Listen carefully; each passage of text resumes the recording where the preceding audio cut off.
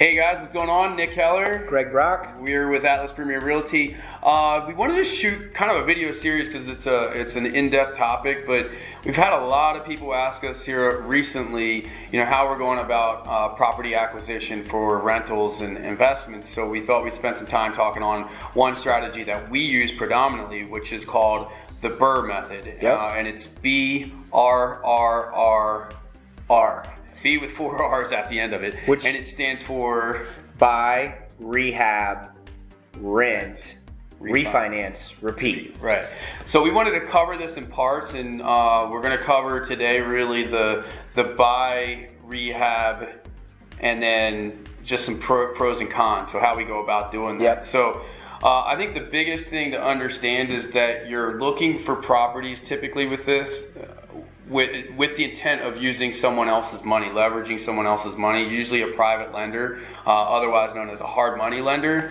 And because it's a hard money lender, it's usually going to be more expensive, so it's a shorter term thing. Yep. But you're basically leveraging money to acquire the property and then use their money to fix up the property. Right. So there's some pros and cons with that, and then we're going to cover that, and then who should use this, and then we'll do another video after that. So. Yep. What are some pros? So starting off, low barrier of entry as far as how much money you need down. Mm-hmm. A lot of these private lenders are somewhere between 5 and 15% for private money. Versus? Which a traditional bank was going to be 20 or 25% for an investment property. So, somewhere about half of what you would need to put down on a property. Yeah, and because you're putting less money into the transaction, you're conceivably going to have a higher return on investment, specifically on the cash that you put in. That's called cash on cash return, something that we always look at. You want a high return on the cash that you put in, right? Right. So that's one pro. Another one is because you're looking for properties that need work, they're probably going to be undervalued. So if you fix them up, if you run your numbers correctly, you're going to be walking in or finishing up with a property that is already going to have some equity built into it. Right. So as far as cons go, really, because it's a short-term loan and it's private money, you do have a higher interest rate, and sometimes, most of the time, you are going to pay some points on the front end. So that is kind of the first and biggest con with BRRRR method. Yeah, so short-term is going to be more expensive in terms of a monthly basis with the interest rate. Right. The other one too is this is where you really got to know your numbers, and if you're just getting started on this or you're not comfortable with it, you definitely want to hitch your wagon with somebody who knows the market, knows the strategy, because there is a risk and potential for a low appraisal, which could really mess up how you pay back the hard money lender and get out of the hard money loan, and potentially even getting some money back so that you can do the last R, which is repeat, right? So you really got to know your numbers. That risk is always out there, so it really requires you to kind of measure twice and cut once. Right.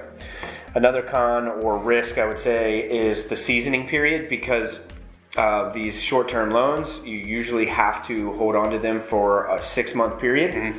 And that varies, but for us, we've seen mostly 6-month periods. So you have to hold that property for that 6 months where you are paying the higher interest rate, and you're not pulling your money back out with a refinance to be able to pay that hard money off. Yeah. But if you play your numbers right, your rent is typically still going to cover the monthly cost even under the hard money loan and the higher cost, the interest rate around that. So again, it's about knowing your numbers, knowing the market, and doing the right research. Now, who should use the BRRRR investment strategy? The short answer here is right now, just about everybody should use it. Leveraging other people's money. If you don't have a ton of money, this is a great method to use.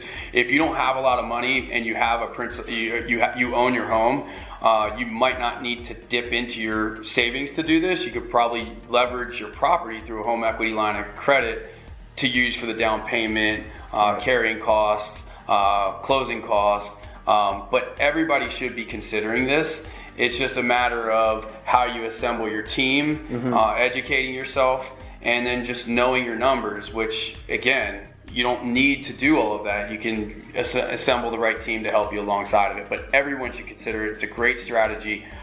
We use it pretty successfally, and it's worked out well. And, again, lower risk than throwing all of your money out there. Yep, absolutely. So, we'll shoot other videos on how to, on deep diving into this. If you have any questions on this, you're thinking about getting into it, know somebody who is, feel free to reach out. Be happy to answer any questions. Thanks a lot. Thank you.